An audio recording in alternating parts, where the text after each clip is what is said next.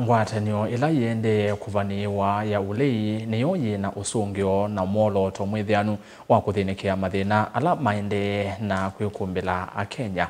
Isuti ndoro syakwa ende ni uneni wa muyumbe wa kiliombunge cha Kilome kauntini ya Makueni Thaddeus Zambia kavinani kake kalocha wanda na enende sokono wa Sultan Hamud kauntini esu vala ayumbola ngwatanio ni ende kuseuvwa kati wa itue kivathukanio ila siengale kwa ya ulei wawetakana kubetangwa kwa koti wa housing levy na wala ni waisha hata we muvango wa mbevyu ngaliko esu ya ulei yosa uteleba wa serikali na otondo Ken Mulinge ukulivoti kana Zambia ni waweta matambia mbeyange makuolela a Kenya muyo wa ngalama ya mekalile tamakekiwa.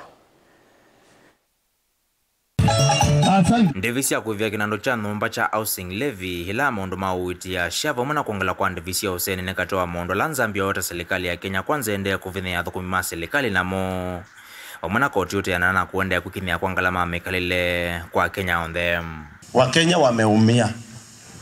Payslip zimenguzwa, payslip zimevamiwa.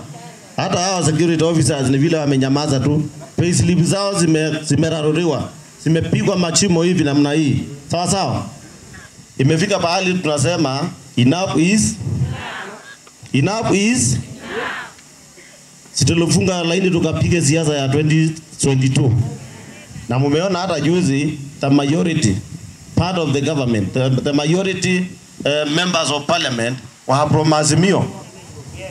Hata kodi imesema. Lakini kwa sababu kulienda venye kulienda 2027 lazima tujipange.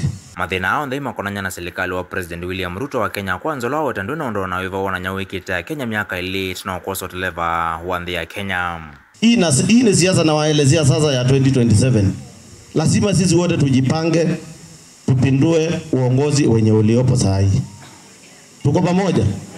Mnataka kujua vile maneno imekuwa? Saa hii niko kwa ile nyungu inapiga hiyo chakula ya 2027. Kalonzo akiongoza Matiang'i na Rigiji na Kinana Tembea tumeshikana laini moja tuweze kukomboa hii nchi. Sawa sawa? Kwa hivyo nitakuwa na wapatia ripoti vile maneno inaendelea. Hiyo nimemaliza.